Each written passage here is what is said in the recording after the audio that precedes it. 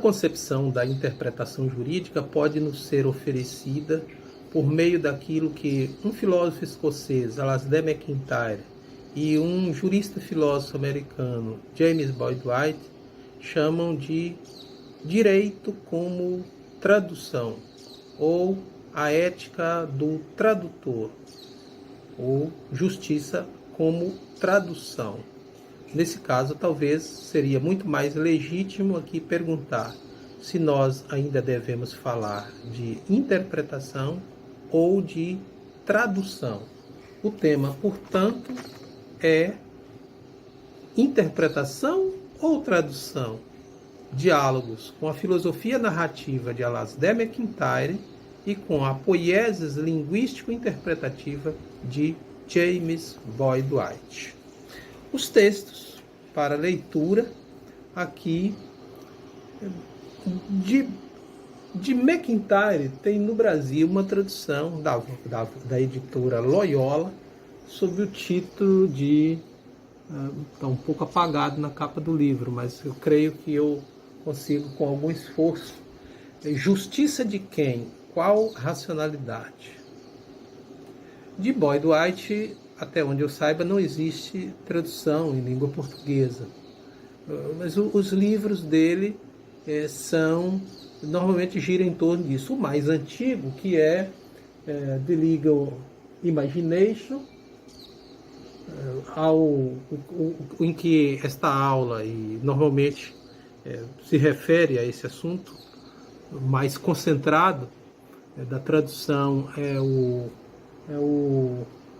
Justice as Translation, e outras obras dele, um conjunto de obras, Heracles Ball,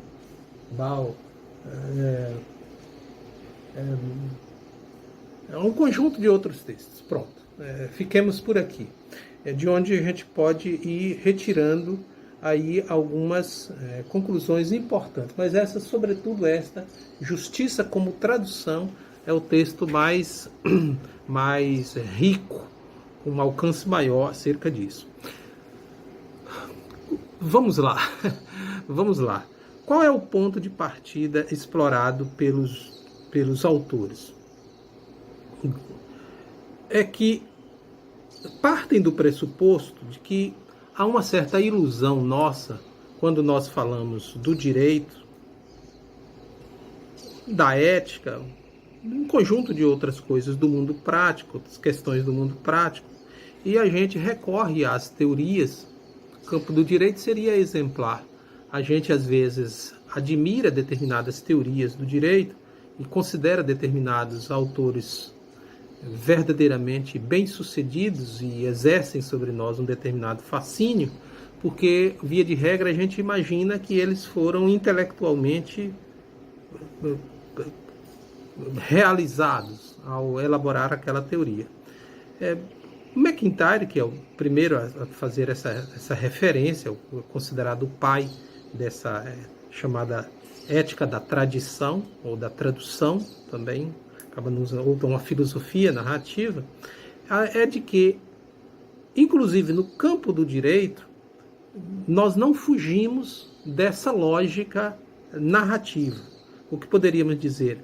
Há uma constituição narrativa do direito e dos materiais interpretativos, e não propriamente uma constitutividade contratual ou legal, o direito não é fruto, portanto, de uma construção doutrinária, intelectual ou de uma voluntas legislativa, mas essa construção jurídica é fruto de um certo empreendimento narrativo.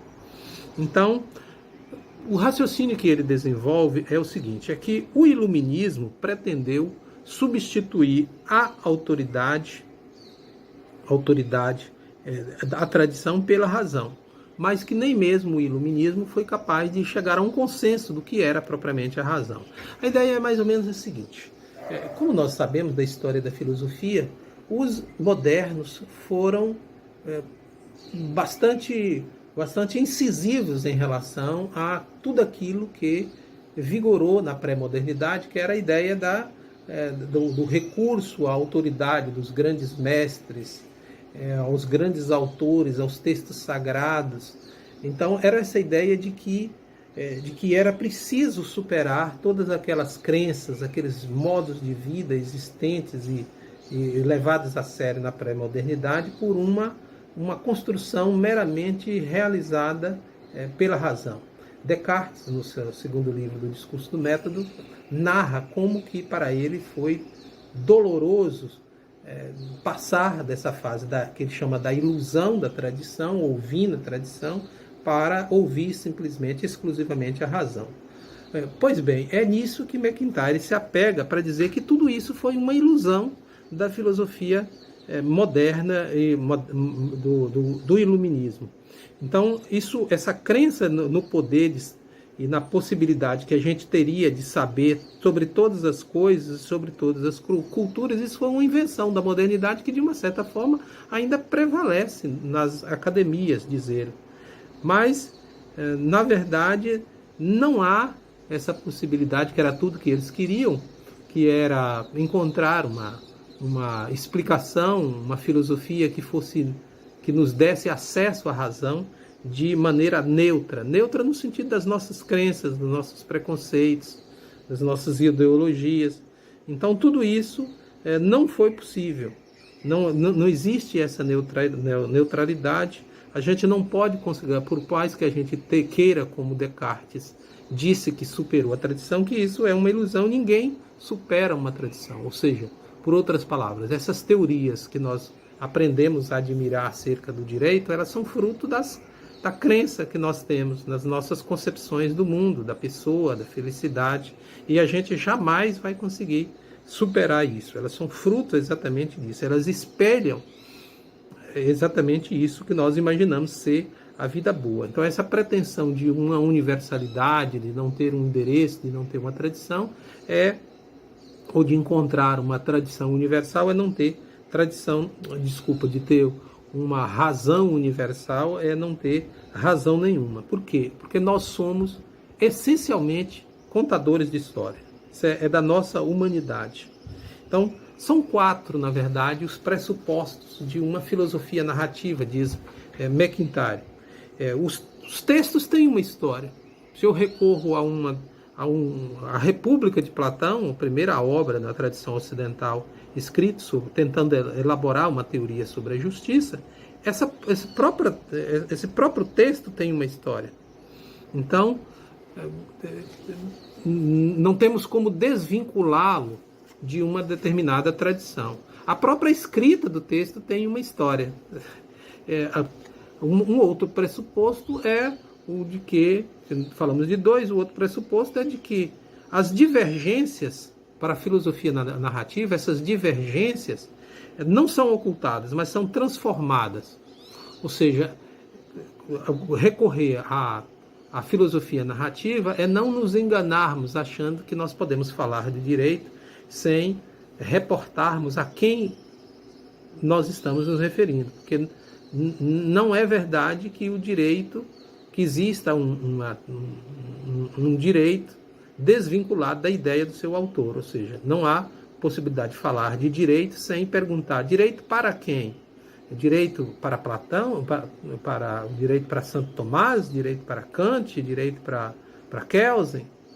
Então, na verdade, essas divergências não são ocultadas, são transformadas. E, por último, a elucidação de um texto requer exemplificações.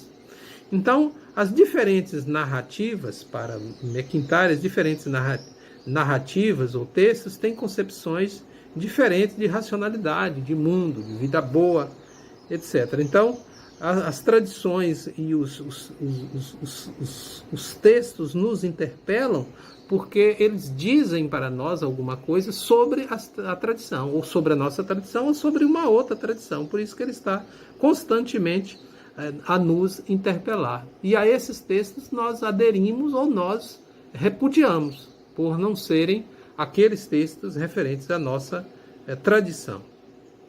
Então, é com base nisso que o autor escocês irá concentrar a sua reflexão sobre essa concepção e a experiência da tradução como uma forma de vida que não se confunde necessariamente com um relativismo com o qual às vezes, o pensamento de MacIntyre é associado. Por qual motivo? Porque, ao fugir da pretensão de universalidade, de razão intelectual iluminista, o autor nos remete para uma racionalidade da tradição. Quer dizer, é dentro de um determinado horizonte, dentro de uma determinada cultura, é que nós podemos situar a razão, porque não há uma razão universal, ou seja, válida para todos os lugares do mundo e para todas as épocas. Dizer o que é bom, o que é o justo, o que é o belo, é endereçar esta resposta a um determinado contexto. Então, via de regra, alguns autores associam a ética da tradução a um certo relativismo, o que MacIntyre nega com toda veemência. O que para ele é importante a gente reconhecer é que há hoje uma incontornável pluralidade de linguagens, de tradições, de culturas, de concepções da felicidade.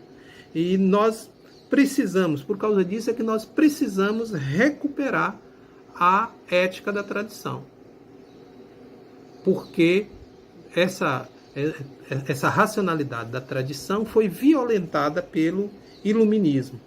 Os iluministas fizeram com que se desprestigiasse toda uma construção civilizacional com base em determinadas aspirações de felicidade construídas pelas comunidades, com essa pretensão de encontrar uma razão universal, uma justiça universal, um Estado universal.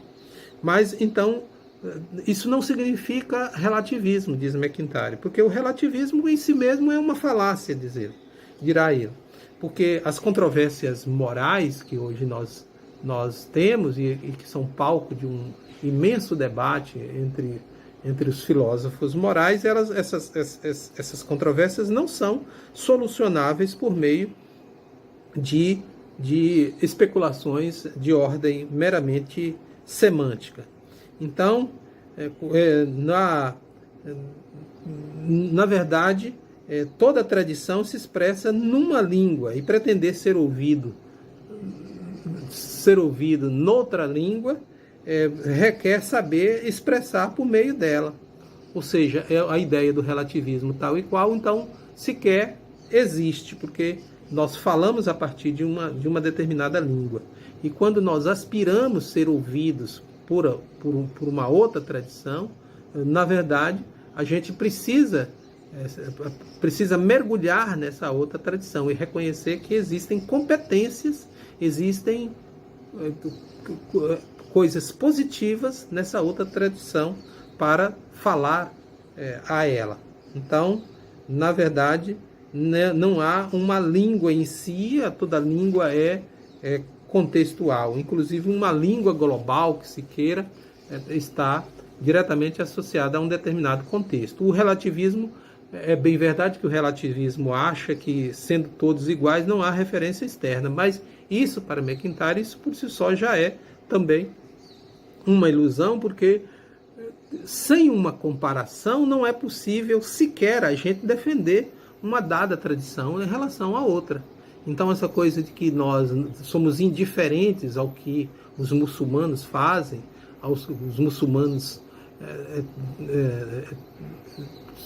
hostilizam as tradições ocidentais, dizer ele que isso tudo é uma falácia, porque, na verdade, esse esforço de comparação existe. Sem comparação não era possível nem mesmo a gente dizer que a nossa tradição é melhor que a dos outros. Então, essa coisa de relativismo, de que tudo é igual, tudo é equivalente, que para nós tanto faz, é que isso, na verdade, não existe. A própria tradição tem critérios internos para superar o autodesacreditamento. Toda vez que uma determinada tradição entra em crise, uma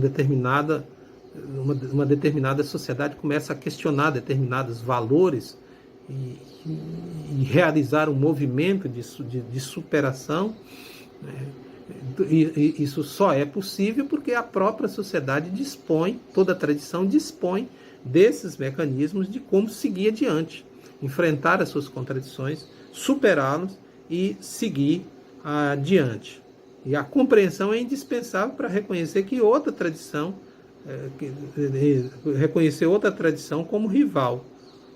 E realizar esse exercício significa, muitas das vezes, enriquecer a nossa própria tradição.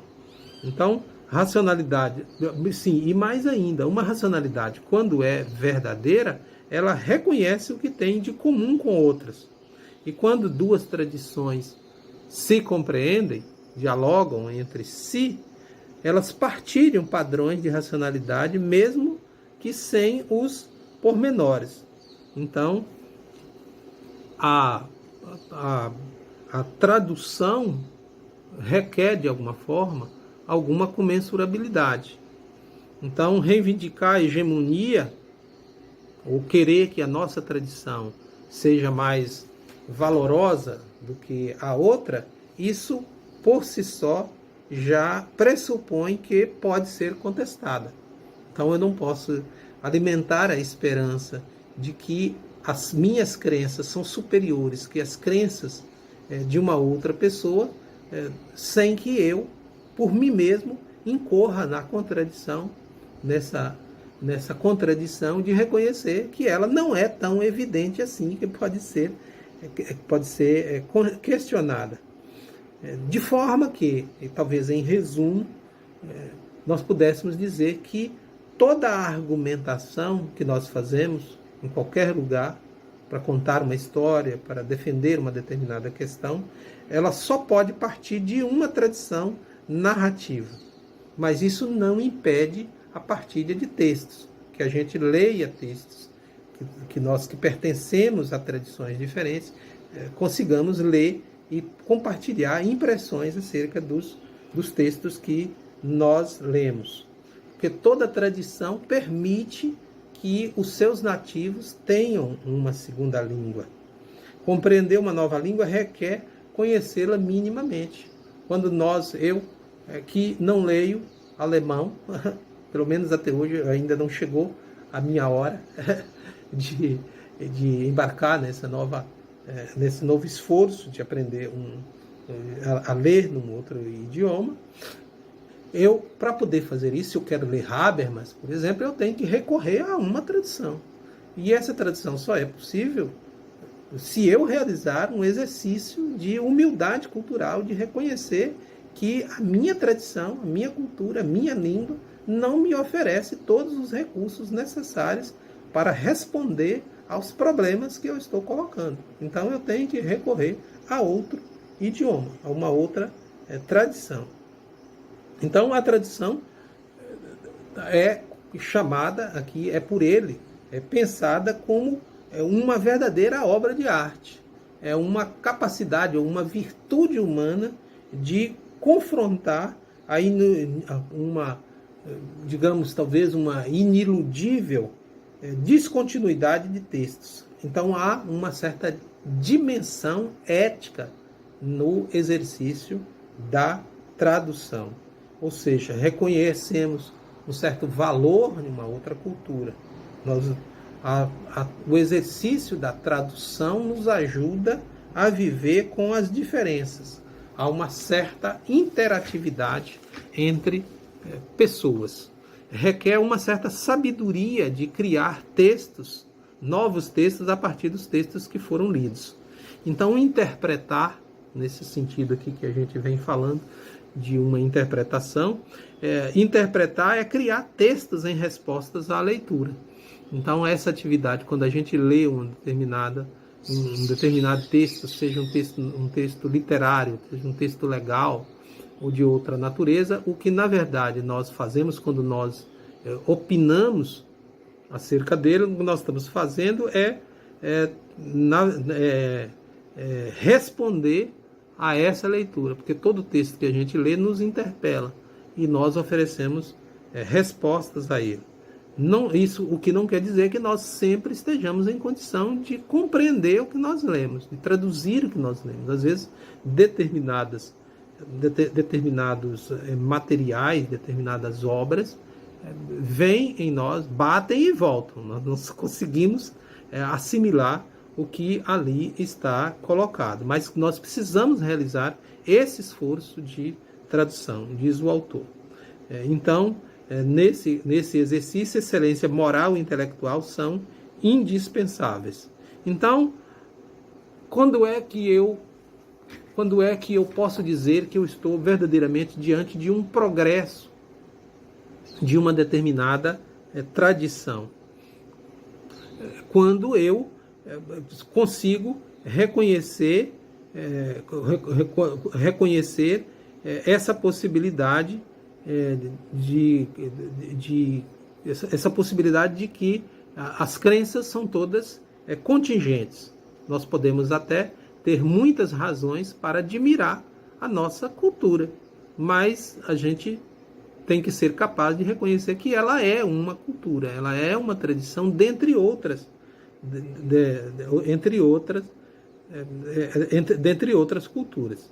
Há diferentes fatores aqui. Toda tradição, considerando que toda tradição está sujeita a entrar em crise nos seus valores, nos seus bens, na forma como vê o governo, como ela encara os problemas políticos, na forma como ela encara a família, a moralidade, a educação, toda a sociedade está sujeita a entrar em crise. Então, diferentes fatores levam a esse progresso.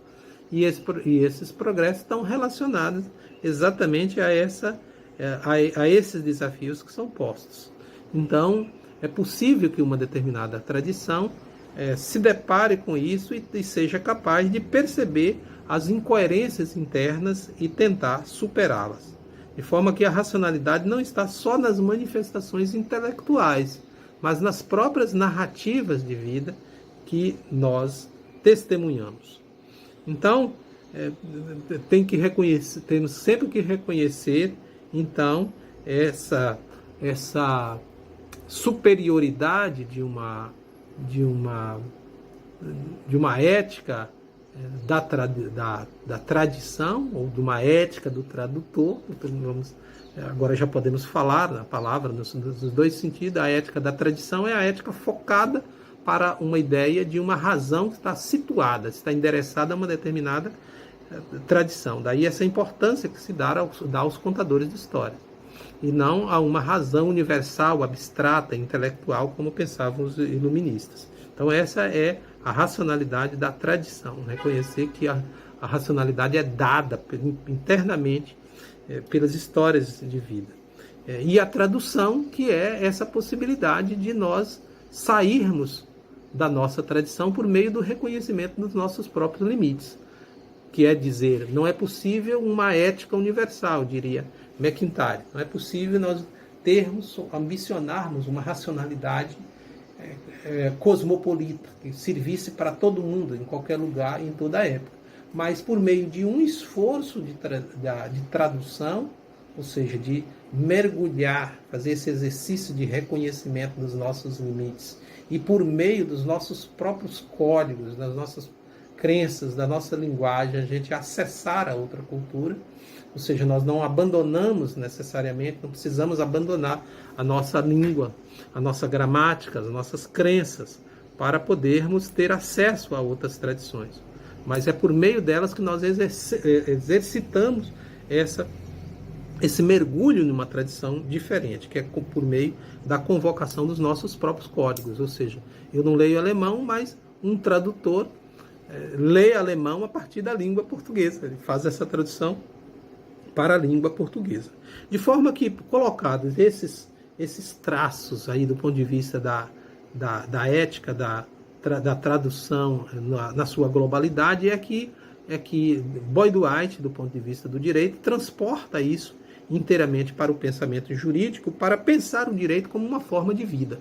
Para Boyd White, o direito não está longe de ser aí um normativista, um formalista, está longe disso tudo. Para ele, o direito é uma forma de vida.